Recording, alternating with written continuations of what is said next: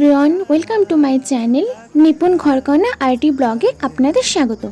তো সেদিন হঠাৎই প্ল্যান হয়ে গেল আমরা বাইরে একটু খাওয়া দাওয়া করতে যাব। খাওয়া দাওয়া বলতে ফুচকা। অনেক দিন ধরে প্ল্যান হচ্ছিল আমাদের ফুচকা খাওয়ার, তো সময় হিসাবে যাওয়া হচ্ছিল না। তো সবাই মিলে বলতে আমার বোন, দিদি, দাদা ভাই মিলে আমরা বেরিয়ে পড়লাম। এই তো ফুচকার দোকানের সামনে চলেও এলাম। আর আমি এই বছর খানেক পর এই ফুচকা খেতে এলাম, কারণ আগে যখন স্কুল টাইম ছিল তখন ডেইলি প্রায় ফুচকা খাওয়া হতো।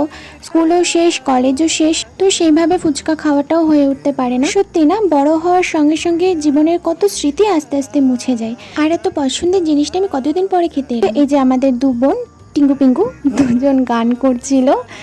আসলে ওদের প্রচুর ট্যালেন্ট, আসলে ট্যালেন্ট মানে কাজ ছাড়াও চলতেই পারে না। তো রাস্তায় দাঁড়িয়ে ওরা গান শুরু করিয়ে দিয়েছে, ওই টাকা দিয়ে আমরা ফুচকা খাবো। যাই হোক, জাস্ট মজা করছিলাম।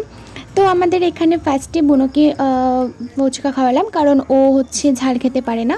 একটা প্লেটে এমনি ফুচকা নিয়েছিল, তো ও খাচ্ছিল, আমি দাঁড়িয়েছিলাম ওর প্লেটটা নিয়ে। তো এরপর আমরা স্টার্ট করে দিলাম ফুচকা খাওয়া। আর সবাই একসাথে দাঁড়াইনি, কারণ জায়গাটা ছোট, আর সবাই যদি একসাথে দাঁড়িয়ে পড়তাম তাহলে কাকুর দিতে খুব অসুবিধা হয়ে যেত। এরপর আমরা প্রাণ ভরে ফুচকা খেলাম, কতদিন পর ফুচকা। আহা, তোমাদের কার কার ভালো লাগে ফুচকা খেতে অবশ্যই কমেন্ট করে জানাবে। এরপর দিদি, দাদা ভাইরা দাঁড়িয়ে পড়েছে ফুচকা খেতে। এরপর আমি আর বোন একটা দোকানে চলে যাই, ওখানে ও আইসক্রিম খেয়ে নেয়। আসলে ও আইসক্রিমটা কিন্তু একাই খেয়েছিল চুপি চুপি, কেউ কিন্তু জানে না। এরপর আমরা সেখান থেকে বেরিয়ে পড়লাম আইসক্রিম খাওয়ার জন্য। সামনে একটা দোকান আছে, তো সেখানে আমরা এখন আইসক্রিম খেতে যাচ্ছি। সত্যি না, সবাই মিলে একসাথে বেরোলে কত না মজা হয়। আর সত্যি আমি খুব লাকি, কারণ আমার এতগুলো বোন, দাদা ভাই, দিদি ভাই সবাই আছে একসাথে। আর সবাই প্রত্যেকে সত্যি খুব সাপোর্টেড, খুব ভালো অ্যাকচুয়ালি।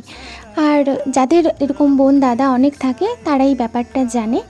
যাই হোক, সেখানে আমরা দাঁড়িয়ে পড়লাম। এবার আমরা সবাই আইসক্রিম নিলাম, আর আইসক্রিম খেতে আমাদের মুখ একদম মিষ্টি হয়ে গেছিলো। এবার হাজমলা প্লাস চকলেট নিয়ে নিলাম। এরপর আমরা সেখান থেকে বাড়ি ফিরে এলাম।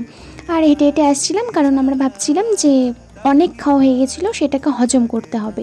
এই জন্য হেঁটে হেঁটে বাড়ি আসছিলাম। বাড়িতে এসে খাওয়া দাওয়া করে দেন বোনরা সবাই আজকে ব্যাক করবে বাড়ি, তো ওরা চলে গেল। তো আমি ভিডিওটা এখানেই এন্ড করছি। সবাই ভালো থাকবে, সুস্থ থাকবে। So by.